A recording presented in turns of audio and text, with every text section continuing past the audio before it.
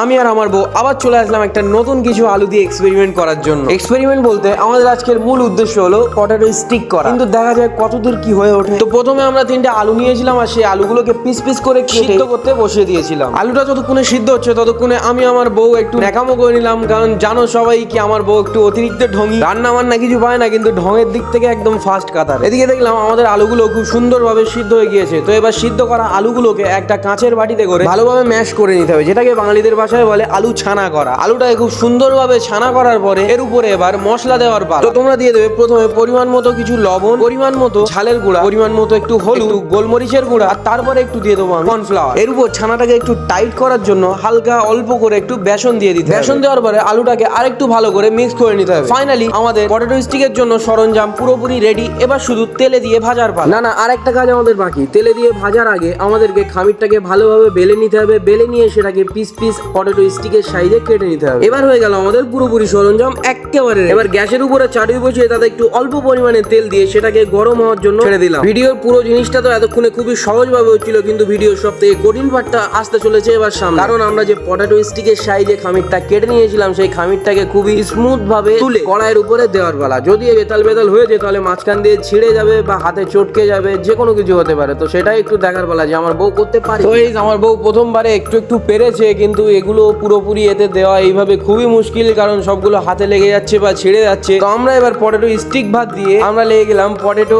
Potato না আলুর চাপড়া পিঠে করার জন্য। যেহেতু গাইস এইগুলো লম্বা লম্বা করে এইভাবে চাটুইতে দেওয়া খুবই মুশকিল, হাতে জড়িয়ে যাচ্ছে, সেই জন্য আমরা ভাবলাম আলুগুলোকে হাত দিয়ে এমনি নর্মালি গোল গোল করে চাপড়া চাপড়া করে এগুলোকে ভেজে টেস্ট সেম হলে হলো স্টিক করি আর চাপড়া পিঠে। তো ইতিমধ্যে তোমরা দেখতে পাচ্ছ চাপড়া যে পিঠেগুলো আলুর যে এগুলো করলাম সেগুলো কত সুন্দর ক্রাঞ্চি টাইপের হচ্ছে চাটুই। গাইস আমি জানি দেখতে অতটা ভালো লাগছে না, কিন্তু খেতে আশা করি খুবই ভালো লাগবে। তো চলো এবার এগুলোকে টেস্ট করা যায়। ওয়াও গাইস খেতে কিন্তু দারুণ হয়েছে। গাইস আমার বউয়ের এক্সপ্রেশন থেকে তোমরা বুঝতেই পারছো খেতে কতটা ইয়াম্মি টাইপের হয়েছে। গাইস কারণ আমি বুঝতে পেরেছিলাম যে হারে এতে মশলা দিয়েছিলাম, আর যেহেতু এটা আলু খেতে একদমই খারাপ লাগবে না। হয়তো দেখতে একটু খারাপ লাগছে কিন্তু খেতে খুবই দারুণ লাগছে। তো এবার একটু আমি টেস্ট করে দেখি। সত্যি খুবই দারুণ লেগেছে, আশা করি তোমাদেরও খুবই দারুণ লাগবে। বাড়িতে সবাই একটু ট্রাই করো, পটেটো স্টিক করো বা পটেটো মানে আলুর চাপড়া পিঠে করো, সবাই একটু বাড়িতে ট্রাই করে দেখবে ফ্রেন্ডসদের সাথে, ফ্যামিলিদের সাথে। আর খেতে কেমন হয়েছে অবশ্যই কমেন্ট করে জানাবেন। আজকের জন্য এতটুকুই, দেখা হবে পরে কোনো ভিডিওতে, পরে কোনো ব্লগে। ততক্ষণের জন্য ভালো থাকবেন, সুস্থ থাকবেন, বাই বাই।